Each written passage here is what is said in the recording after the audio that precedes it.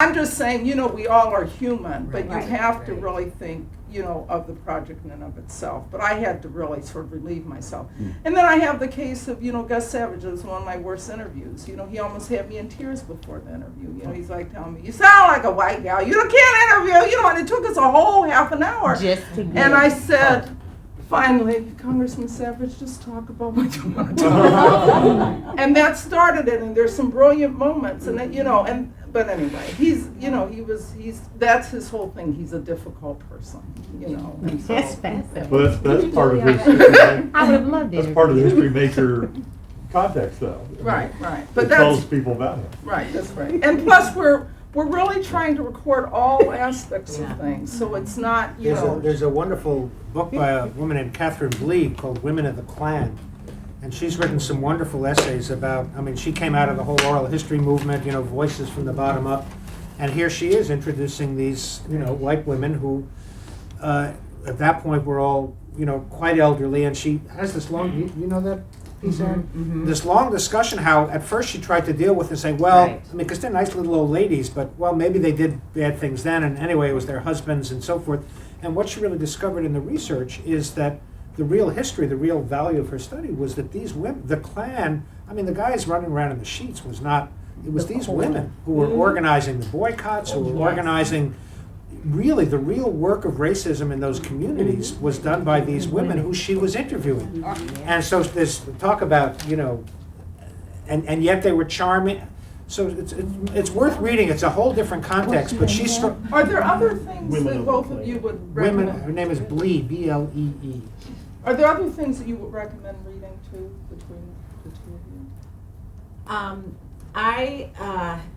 Now I'm in the throes of this Veterans History Right. Project, and Turkle's books are very good. The range of people that he interviews, they're heavily edited and other things, but that they give you that idea, that broad perspective, that there isn't this nice little pat way to describe the Depression or World War II or the experience.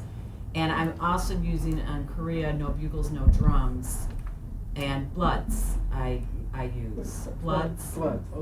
It's Terry Wallace or Wallace Terry. Wallace Thank Terry. you. And so that's what I've been using this semester. My favorites in the African American side of things is a book called Lemon Swamp by Karen Fields, who's the daughter of Barbara Fields, who's the historian at Columbia, which is the story. It's very close to what it's a woman who's now dead, but a woman really grew up in Charleston and was a teacher in the Gullah Islands. And they're interviewing their grandmother. This is Karen Fields' grandmother named Mamie Garvin Fields. It's a wonderful book about memory and about the uplift generation and about all sorts of things. And the classic, it's not something you'll get to here, but if you really want to get your feet into the South, way beyond probably what most people, including most black people now have done, is you can't do much better than All God's Dangers, which is the story of a man named Ned Cobb. Example of an interview who showed up at a guy's door, and in effect the guy started speaking and didn't stop for about 6 weeks, and he ended up with hundreds of hours. And in my view, it's the great autobiography in American literature right now, hands down. What about Confederates in the Closet? Well, I don't Confederates in the Closet. Yeah. It gives you, it's more, it's a wider range, but it's an interesting point of view into that. I'm interested. One interviewer that's always impressed me is Charlie Rose on PBS. To me, it seems like he's a great, I never thought of him as an oral historian, but he really is. He's so atypical from the normal TV interview. He really gets into people's thoughts and feelings and why'd you do that and so forth. I was wondering if you all had any comments about him or what he does well. He's still a not journalist. well. Yeah. And I like him because he gets a lot of people that you would never hear Right. behind the sines, but he's awful with celebrities. He's like anyone else's star. I was impressed though, some 2 years ago he interviewed Sean Penn. I never liked him much. And after that interview, I had this great respect for Sean Penn all of a sudden. And he just drew things out of Sean Penn that I'd never heard anywhere else. One time I was a judge for cable, the National Cable Awards, and it was talk shows, and you really see people's different styles.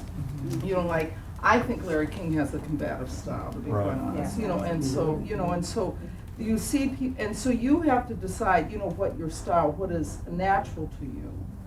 But you can't, and then sometimes you have to, use maybe a little different technique with different people, Julieanna. Because if someone's combative, you almost have to come back at them, until Right. you establish, Well, sometimes people test you, wanna test right, you. They test you, so Yeah. you've got to come back, with what they do.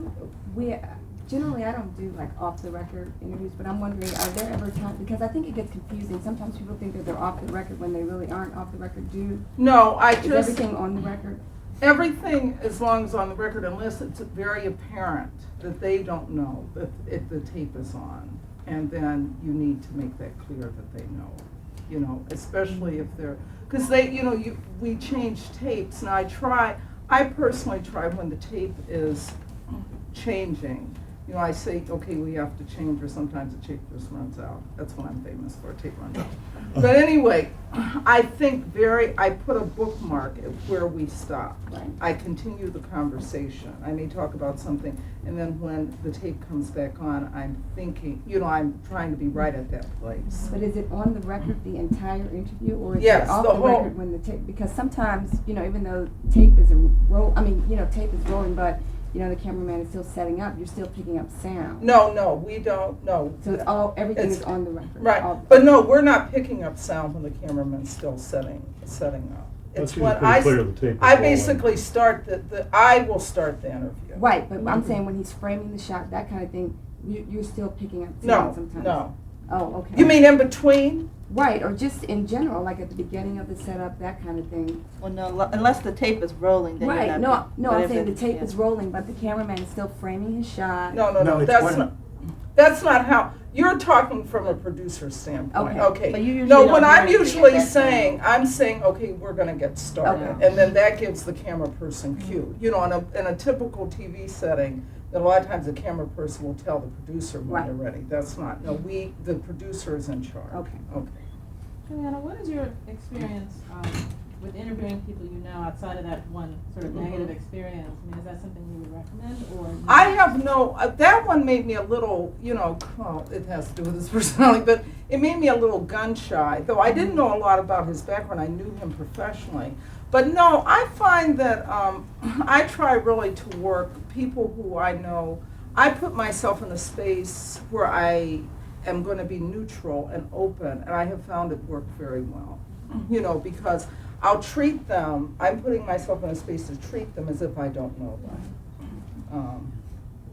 You So. seem to still have a balance with them being able to do that. Yeah, no, I don't have, that was just one case, but it made me sort of question. I thought, oh God, and he didn't really say any. I didn't know, I still to this day don't understand what the issue is, even with the things he wanted edited out. Again, some of us in lawsuits or family members. I'm not sure. But, I want to ask another question while we're waiting for the food to come. The interviews that you looked at, are there any comments about those interviews? I didn't see, I didn't get one. Oh, Well, dear. mine was too late, I was too late. Okay, Clarissa, who did you? I looked at the Kathleen Crosby interview, which was very interesting. Okay, who did that? Oh, interview? Kat Larry did Was that. it Larry? That's I in, think it was Larry. yeah, that was in Yeah. Columbus, Columbia. And, I felt for you, Larry, in that interview. Oh, Kat Crosby. Yeah, She, yeah. that was in Charlotte or? Yeah. Was she very talkative, or was she? Oh, extremely so. She was in the performing mode. Yeah, I remember Her, talking to her over the Her phone. recitations, which on some level were good. She recited poetry. She Oh, she did did a some little Dunbar skit. poetry. She did. That's right, she sure did. For a great portion of the tape, and Larry was attempting to redirect and bring her back. But she seemed to really be in a mischievous Oh, kind she- of. Something like that. That's a great word. And it took a while to get her to focus on her role in the desegregation of the schools in the Charlotte area, which was substantial. So there was much that she had to share in terms of her history, but she was very playful. She had a For the sandwich first too and a hour. drink, and she kept wanting to take a bite of that one. That's the other basic rule, no potato chips. She was eating? She Julieanna, For a she said, portion. I'm gonna have to eat this sandwich. She said, I'm sorry. She said, Stop taking One break.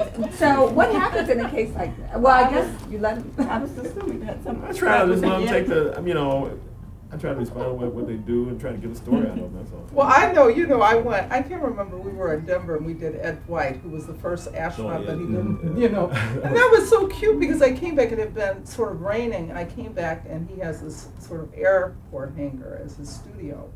And, and before he was like, I was trying to tell him a little about the project while, guys were setting up. And he's like really focused. When I came back, it was, the lights were on and it was quiet space. And he's holding court and drinking wine. I was like, look at this. I'm like, you gotta love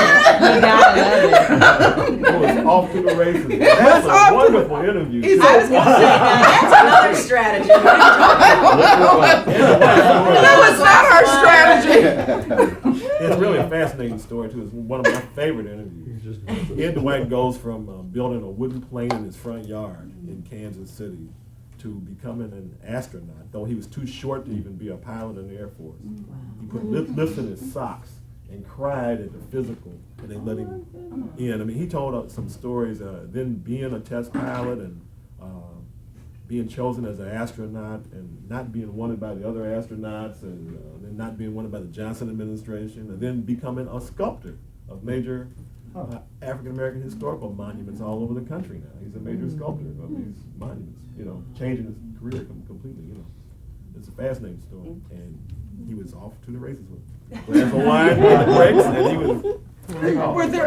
Was there anything that you would have done differently, or how would you have handled it, or were you just sort of interested from a standpoint of a story being told, or? All of that, and I think I said earlier I felt for Larry because she is your almost I won't say stereotypical, but the image that you have of the Southern black woman educator. She embodies that. There's a playful side of her, and that's what we saw initially in that first part. But she also had this bearing about her. And I don't know, Larry, you can tell me how you feel. It seemed like it was a long, you probably done, 2 other interviews that day, and you were, you had to get a plane, so you were, but it seemed that she was aware of that, but in a sense she was almost taking advantage of that. Push the limit. And I don't remember how you know felt what the circumstances were. In terms of us leaving or arriving, but she was. I have fun actually, but so you shouldn't feel sorry for me in that. No. The information was good. I hope we got the her story out. Once she started on her story, it was wonderful. In that section you talked about her role really as a pivotal person, making sure that process of desegregation took place in that area. So that was good. It was the first part of it that. You thought she was fun on camera. I can imagine what she was like off camera. When I was shadowing Larry and actually doing the interviews in Atlanta, I was just remarking 2 things that I thought about, and I don't know if there's any literature that speaks to it, but there was this piece, I think, in the interviews that he did, in the ones that I did, where there was a culture of assessment and signification. I remember, especially with Paul Jones, they were running a little bit behind, so I got there before they did, and called on the phone, just to inquire and setting the tone and just remembering, well, when are y'all damn coming? When are you coming? And me saying in my mind, as soon as we get there, this is to me the signification of, I know who I'm dealing with. I know you. Like I was thinking in terms of the conversation, I know you. I know how I've got to deal with you. And in all 3 cases, having to signify to just gain the entry. And I thought, that to me was pretty interesting, the signification that gave me entry. Dr. Warner's home was the same, kind of getting in there. And there were a series of phrases that he used as entry into the house where it was like, do you know what you're supposed to say back? And I just remember being in conversations around my family where, I know what I'm supposed to say to that phrase and giving it back, and then them just roaring in laughter. Like Paul Jones, I realized when I got there, oh, you were trying me. You wanted to see, and then he passed me in the back. You're a feisty little lady. I said, that's what it takes to do this work, especially with people like you. No. I'm like, so I was like, if I can't stand ground with this person, he's really gonna have a whole nother something. And I kept thinking in my mind, for anyone who's doing interviews, especially in Atlanta, that's an interesting piece, to that accessibility and getting people to really respond back, like, when you set the date and the time. And I remember Dr. Warner saying to me to the side, well, who are these history makers really? Right, Kind of like, let's have a sidebar. What am I really doing? Give me the inside. Yeah, it's like, We're talking who are they? about the culture. Yeah. I So think that was something that I thought was good about Jodi when she interviewed Paul Jones, that she did have a sense of how to go back and forth with him, and she had a social sense that was high. A lot of factors enter into this equation, I guess, but a sense of social propriety and what you can do and cannot do, and getting signals from them and stuff is that's really something. I don't know if we can even teach that, but that's the. Well, that's a skill, and something. in your assessment, would you say he acted? I left there thinking, you acted up, man. That was like, what are you acting up? As my grandpa, he was acting, acting up. I have to get with you, Did you get that, like, in your interview with him? I don't know if I know it's incomplete, but did you kind of get, hey, he's acting up? Oh, well, yeah, well, he really enjoyed the process. I mean, he didn't, at first he said, what's this going to be like? What are y'all working? What are y'all got doing? into it, I think he really enjoyed it. A lot of people are like that. They're going to test. They don't know at first Yeah. who we are, or who we represent, what Right. we're doing. Is all this going to be on tape? Am I giving you what you want? Is this one, they ask us questions. Despite all the materials you've given them before, and, Right. like I say, most people don't even read it. They didn't look. It doesn't really register exactly what it is. Okay, well, any other comments before then we'll just break, and I guess the food will be here sometime, but Regina, do you have anything? Loretta, do you have anything? Anyone else? Guys, look at your tapes. I mean, who didn't get I them? did. I didn't get tapes either, but I did go through the week with Okay. you guys. I did Sonia I read all of Sanchez. it. Huh? You saw I saw Sonia's? Sonia Sanchez. It was very interesting. She was so wonderful, and I loved She her just took story. off and Yeah, she just did. talked. I loved her story about Mighty Sound, when she was talking about her grandmother in the kitchen cooking, and the ladies coming from church singing, and they would, be cooking and they're singing and talking together, and she would hide behind the couch and listen to what the ladies were saying, and that's how she found out who was doing what to do. And one time she laughed, and her grandmother leaned over and said, if you're gonna, listen to us, you guys sit quietly, and so it was lots of really interesting stories. I really liked it. One of the interviews I shot with Larry and Scott in Atlanta last August, I forget his name, it's full of blank, the CEO of DeKalb County in Vernon Atlanta. Jones. No, that's Mr. Ray Robinson. Ray Robertson. Right. Ray. No? Is it? That's got to be Ray. Was it Ray? No. Vernon CEO. Jones. Vernon Jones. Vernon Jones. Jones. Okay. And I thought it was I'd never met him. I was seeing him on TV, and I've been impressed with him when he was elected. I don't live in DeKalb County is an urban county right next to the city of Atlanta, the most populous county in the Atlanta area. And I've been impressed with him what I see on the news and so forth. And I'd lived there years before and thought he was turning things around. And it's funny, the next day after that interview, he was in the middle of a controversy about spending money on security guards for himself and that sort of thing, and a lot of public scrutiny. It's on the news the next day. I thought, hey, cool, we were there. I got to learn a side of him. I was just thinking to myself, watching the news and all this criticism he's getting, and I don't really know that much about the issue, whether it's true or not or justified criticism. But I was thinking, after the interview we did with him, he talked about growing up on the farm and all these personal stories. If people just knew more about him, if they just watched our interview, things might change. And so I thought that's what I thought about a lot of those interviews, especially him because he was so public. Okay, well, you know what we're going to do? Why don't we break right now? I want to know a couple things. does everyone know what rooms you're in? And with getting over here, was that okay? You Yeah. traveled in teams, so you got it under control? Mm-hmm. We took charge. Good.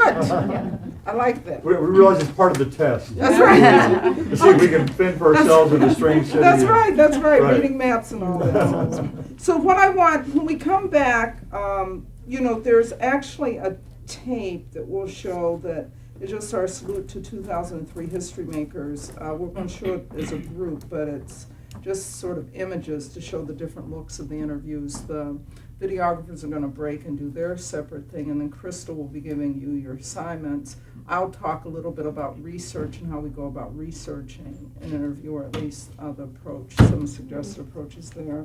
And that's it. Okay? I have a quick question. I was just thinking, have you thought about the usefulness of, well, by the time we're all done here in a few days, letting everybody have maybe some contact information for everybody else? Because I'm sure some of us like to follow up later, even folks who aren't in the same Right. city we're in, and just stay in touch. I Right. think it'd be nice, like phone numbers, emails, Sure. might be nice. Sure.